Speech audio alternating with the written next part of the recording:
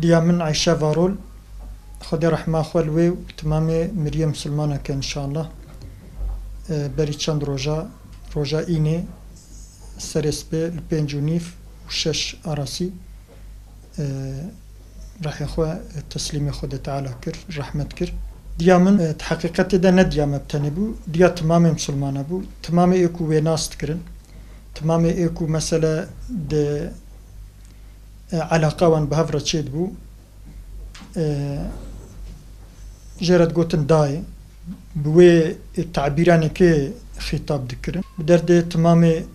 مسلمانه و سرکلی علاقه دار بو سرکلی بدرده وان را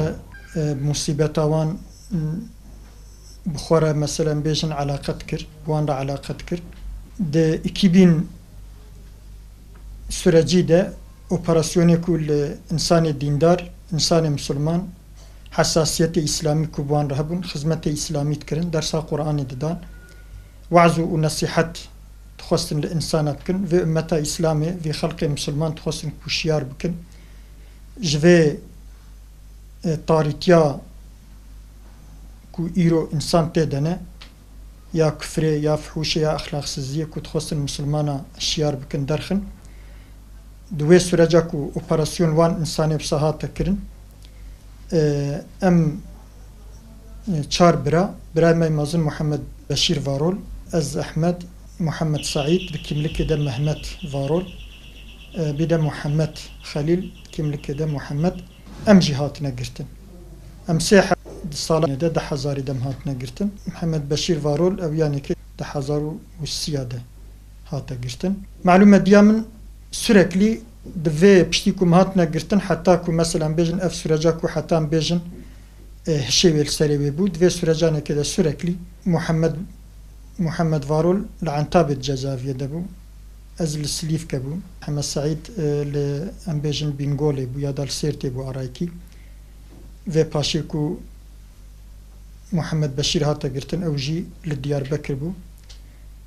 hatta ku kuvveta ve hebu şevel serebi bu sürekli divan riyani ke de gel vur bu gel derani ke bu bevi şeklani ke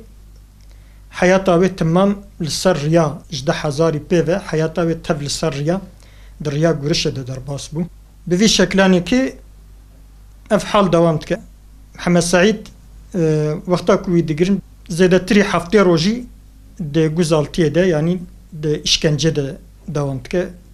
insani vega belki ku yani ve durumu henek jeniz ambın ama insani ku ditine insani eberi ev duruma süreca 2000'e de beryavi hatta neki embejin ve paşiyani ki işkence kazahmazın daha tekrin özellikle ehli din ehli hassasiyeti İslami ku hebun hafte roji zedetir dibne guzaltiye dedmine işkence kazah ağırletkin İşte ku hiç alaka bir petine hiç nekiriye hiç mesela bejin habere jetine txosin pe bidne evkirin biji tabi dve qonyani kede direnmişti bu bir şekilde ki diyamın diçe bali dbeje kuremin eğer te işte kuştat xwazin van iftirav ev ke kuştat xwazin ku tvit yani ki te tqabul biki وتخط تسليمي وان بكي الشيء خلته حلالناك يعني هوقا زمانك دريش كذبا وكروي بنيفان اشكنجي اغرده او يعني او دياكو يعني زاروك اخو كره اخو دوي حالي ده زحف زحمتيه مزن بزحف شاباي مزن حتى كو خدقيني دوي حالي ده تشتي كو جرد بيجه دبي كوتي تشتي وشتات خوازن كوتي اوك بكي دبي الشيري خالته حلال ناكم إدي اف